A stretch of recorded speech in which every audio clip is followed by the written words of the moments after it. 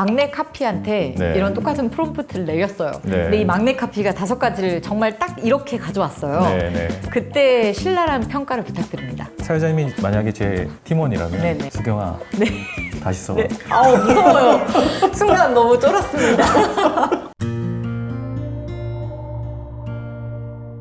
지식과 지식이 만나 더 큰 지식으로 광고 마케팅에 관한 최신 주제로 인사이트를 더해가는 광고 인문학 지식애들. 안녕하세요. 저는 오늘 진행을 맡은 브랜드 브리프의 김수경 기자입니다. 오늘은 우리 눈앞에 다가온 AI 시대의 스토리텔링에 관한 이야기를 나눠볼까 하는데요. 두 분 모셨습니다. 안녕하세요. 안녕하세요. 소설 쓰는 장강명입니다. HSAD의 김경애 ECD입니다. 반갑습니다. 네. 방금 ECD라고 소개를 하셨는데요. 네네. 조금은 생소한 직책이기도 하거든요. 네네. 정확히 어떤 일을 하시나요? 광고 대행사에서 CD라고 하면 크리에이티브 디렉터를 의미하고 있는데요. 그 앞에 이제 E가 붙은 것은 Executive라는 개념의 ECD입니다. Executive Creative Director.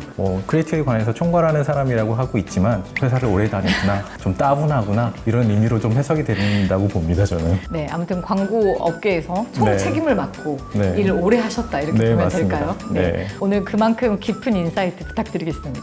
노력해 보겠습니다. 네. 작가님, 얼마 전에 네. 개봉했던 댓글 부대, 또 앞으로 개봉을 앞둔 한국이 싫어서의 원작자이기도 하시잖아요. 영화 개봉 축하드립니다. 고맙습니다. 네, 그리고 제 선배님이시더라고요. 기자 출신이시기도 하시고. 신문사 그만둔 지는 이제 10년이 넘어가지고 그러셨구나. 네, 멋쩍습니다만은 기자 일을 한 10년 정도, 11년 정도 했습니다. 작가님께서 여러 소설을 쓰셨는데 데이터, 인공지능에 관한 책도 쓰셨더라고요. 그쪽에 관심이 좀 원래 많으셨나요? 너무 먼 미래, 무슨 뭐 시간 여행이나 뭐 초광속 여행, 뭐 외계 문명 이런 게 나오는 게 아니라 저희들이 살아있는 동안에 나올 만한 어떤 그런 기술들 이런 걸 배경으로 소설을 썼는데요. 그중에 데이터 시대의 사랑 뭐 이런 단편이 있었고 데이터 예측 분석이 굉장히 아마 뭐 광고 업계에서도 하잖아요. 네. 생애 주기를 미리 맞추면 상품을 더 정확히 팔 수 있으니까요. 이게 정교해지면은 그게 저희들 살아가는데 어떤 영향을 미칠까 뭐 그런 내용이에요. 굉장히 데이터와 인공지능 기반의 타깃 마케팅 같은 느낌이 드는데요. 그거 굉장히 중요합니다. 근데. 네. 그리고 되게 현실화 될 것 같습니다. 이 사람이랑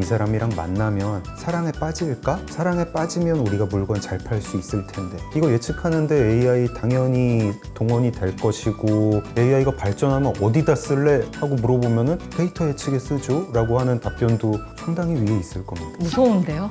무섭죠? 네. 아니 이시디님은 광고를 만들고 계시니까 네. 이런 이야기가 좀 더 실무적으로 다가올 것 같아요. 좀 네, 네. 어떠셨어요? 광고 현장에서도 금방 그 작가님이 말씀하셨던 그런 데이터에 관련된 그런 기술을 충분히 활용해서 소비자들한테 판매를 하고 있는 상황이기 때문에 이건 저희의 생활이기도 하다라는 생각이 들었습니다. 어디까지 예측하세요? 어디까지 맞추세요? 비밀입니다. 네.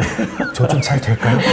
진짜 오늘 주제가 이 한 가지 주제만으로도 무궁무진한데 더 앞으로가 기대가 되는데요. 그럼 먼저 이 본격적으로 토크를 나누기 전에 본질적으로 이 AI라는 게 우리 삶의 영역에 들어오고 또 창작의 영역에 들어오는 게 과연 옳은가, 바람직한가 이런 본질적인 질문을 먼저 한번 그냥 드려보고 싶어요. 제 생각에는 그 질문이 본질적이고 해야 되는 질문인데 안 하기 때문에 제일 문제인 것 같고 이 질문을 던질 수 있는 기간도 얼마 안 남았다고 생각을 해요. AI가 도입이 되잖아요. 도입되고 나면 그 질문 던지기 늦어요. 스마트폰 쓰시죠? 네. 저희들이 스마트폰 쓰면서 스마트폰의 폐해가 심하다, 스마트폰 중독 사례다 이런 얘기를 했지만 뭐 어쩝니까? 지금 그래가지고 각자 휴대폰 살 때 스마트폰 안 사고 피처폰 사실 건가요? 제가 뭐 친구들이랑 맥주 먹고 나면은 n분의 1 하자 할 때도 미안해 나는 집에 가가지고 뭐 PC로 계좌이체 줄게 이게 안 되죠. 이거 안 되잖아요? 그럼 저 그냥 다음에도 스마트폰 사는 거예요. 근데 제 생각에는 AI는 스마트폰보다 훨씬 더 영향력이 크고 도입되고 나면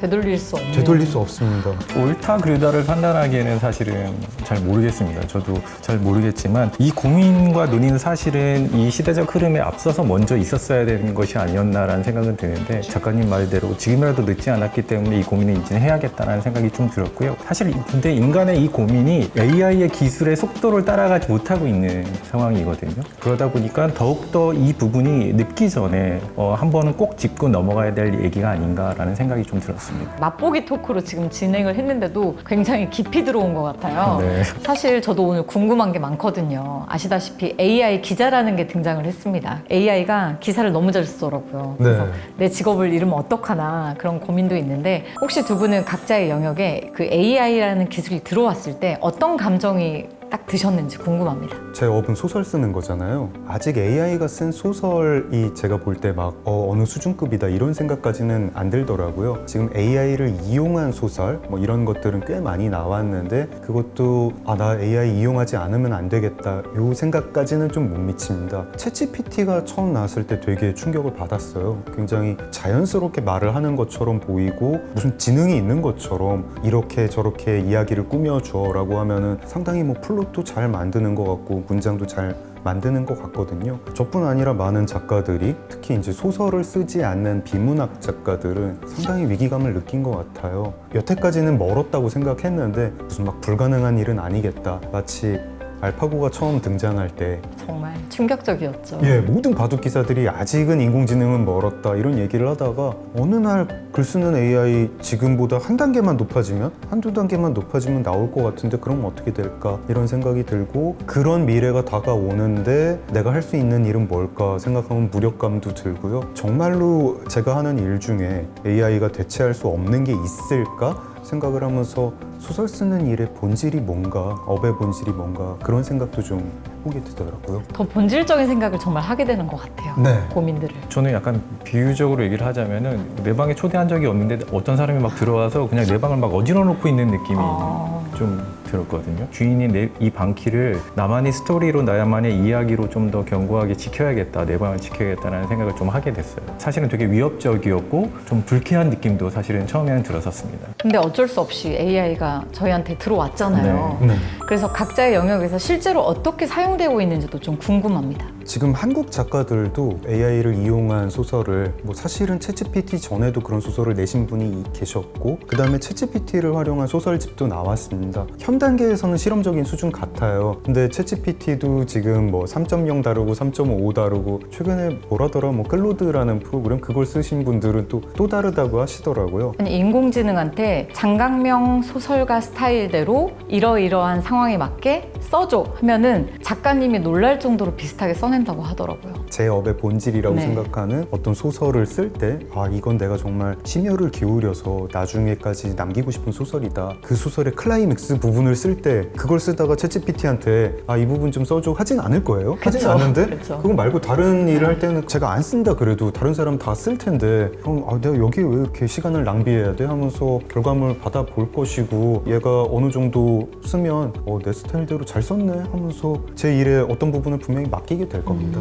약간 비서 같은 비서처럼요. 역할을. 이시대님은 좀 어떻게 활용하고 계세요? 사실 저희 회사의 클라이언트인 LG전자나 유플러스, 금호타이어 등등에서도 사실은 이 AI 툴을 활용한 제작물들을 실제로 만들어내고 있는 그런 상황이고요. 저희 회사뿐만 아니라 업계 전반적으로도 이게 제작 단계에서부터 그 이전의 아이디어 단계에서부터도 철저하게 AI 툴들이 이용되고 있는 그런 상황입니다. 그럼 사용하시면서 네. 좀 놀랐던 부분이나 좀 충격받았던 일화가 있을까요? 저는 사실 카피라이터를 베이스로 하고 있는 CD였는데 사실은 챗 GPT를 활용해서 카피라이팅에 도움을 받는다든가 이랬을 때에는 약간 문단과 문단 사이에 그 숨어있는 그런 함의들을 정확하게 반영하지 못하고 있다는 느낌을 좀 받았었거든요. 오히려 그쪽보다는 비주얼을 이미지 생성하는 쪽에서의 가능성들 그리고 동영상을 만들어내는 가능성들을 좀 더 많이 보게 되는 것 같았습니다. 실무단에서는 약간 그 시안을 만들기 위한 영상들을 아이디어를 외부에 맡기거나 하는 그런 과정들이 있었는데 이제는 외부에 맡기지 않고 내부에서도 그것을 직접 만들어내는 과정까지도 지금 가고 있는 상황이거든요. 그래서 사실 그것만으로도 사실 되게 놀라운 커뮤니케이션의 효율성들이 되게 높아지고 있구나라는 것을 좀 느끼게 되었습니다. 그럼 인력이나 시간, 비용도 굉장히 많이 절약이 되겠네요. 네, 맞습니다. 이미 네. 인공지능이 인간을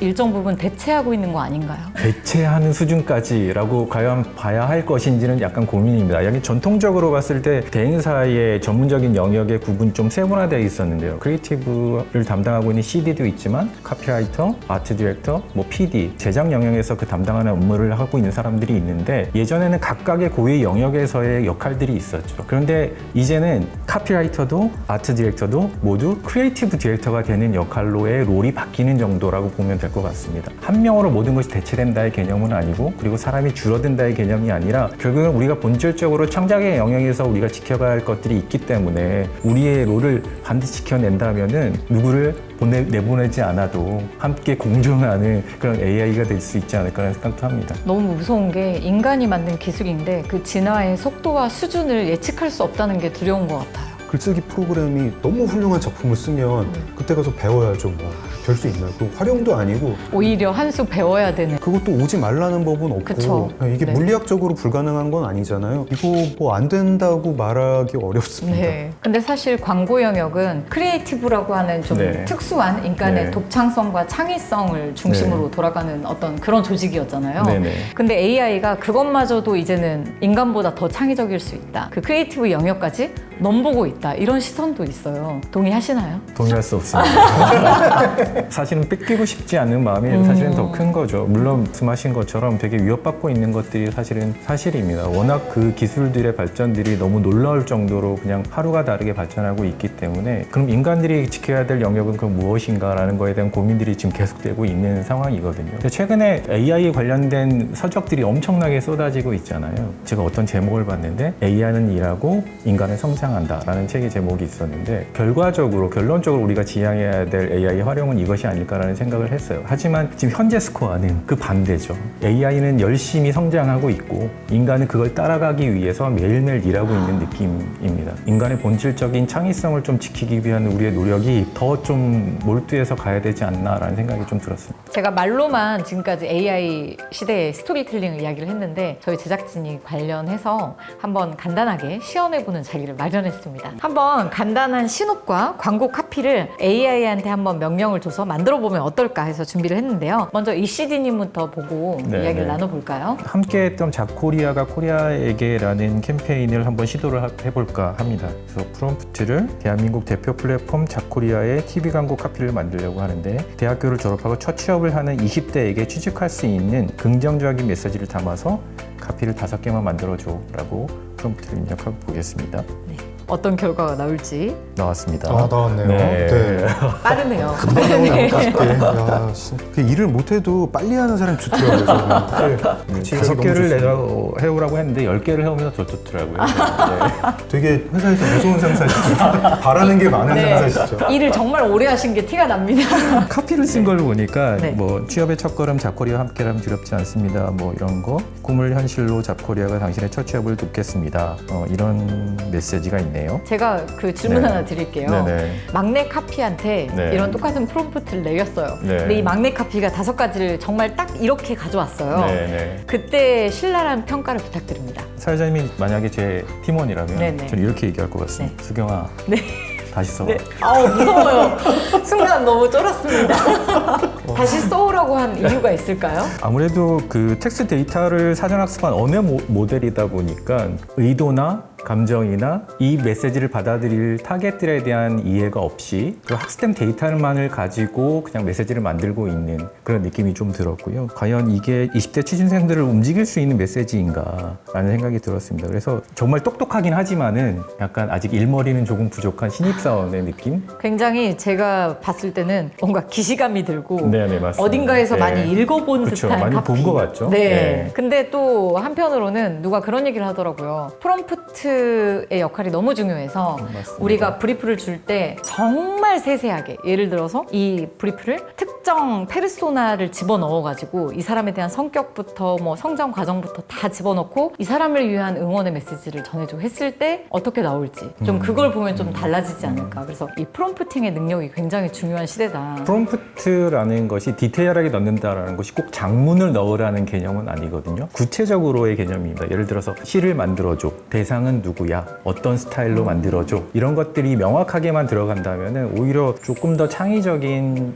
개념의 그런 메시지들을 도출해낼 수 있지 않나라는 생각이 들었습니다. 이렇게 또 잡코리아 캠페인을 한번 해봤고 이번에 작가님도 좀 한번 해보시겠어요? 저희가 이제 실제 작가님 목차 제목이 있고 네. 이거를 한번 AI한테 뭐 부탁하는 형식으로 만들어 보게 할 건데요. 어떻게 나올지 좀 기대가 됩니다. 제 소설 중에 한국이 싫어서의 뭐 로그라인이라고 하잖아요. 이 소설 소개하는 뭐 한 문장 혹은 두 문장 그거를 그냥 거꾸로 챗GPT에 넣어보고 이 로그라인에 맞춰가지고 목차를 한번 짜줘 이렇게 한번 넣어보겠습니다. 20대 후반의 직장 여성이 회사를 그만두고 호주로 이민 간 사정을 대화 형식으로 들려주는 소설의 스토리를 구성하려고 해. 학벌, 재력, 외모를 비롯해 자아 실현에 대한 의지, 출세에 대한 욕망에 이르기까지 모든 부분에서 평균 혹은 그 이하의 수준으로 살아가는 주인공이 이민이라는 모험을 통해 자신만의 행복을 찾아가는 과정을 담은 소설의 목차를 써줄 수 있어? 네.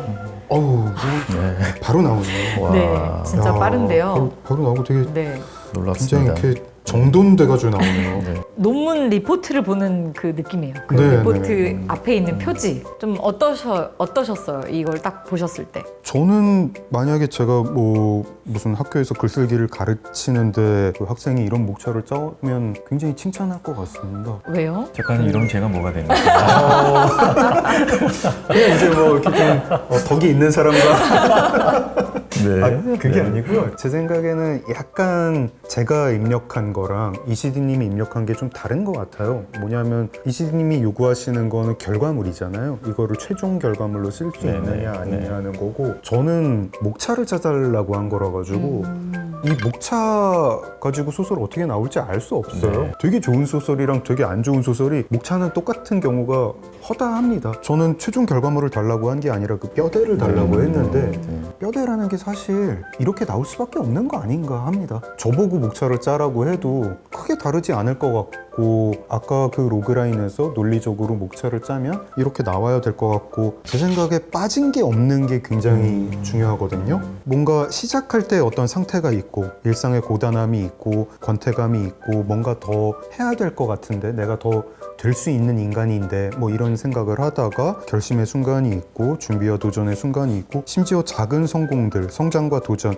맨 마지막에 내면의 변화까지 이게 만약에 빠졌으면 저는 그 학생한테 외적으로 성장하는 것만으로는 안 돼요. 주인공이 반드시 끝에 내면이 변화해야 됩니다. 라고 그 부분을 넣으세요. 라고 조언을 할 거고 그거 안 빠져 있고 이 목차를 봤을 때 제가 뭐가 더 들어가야겠는데 싶은 거는 지금은 없는 것 같아요. 작가는 이러면 제가 뭐가 됩니까?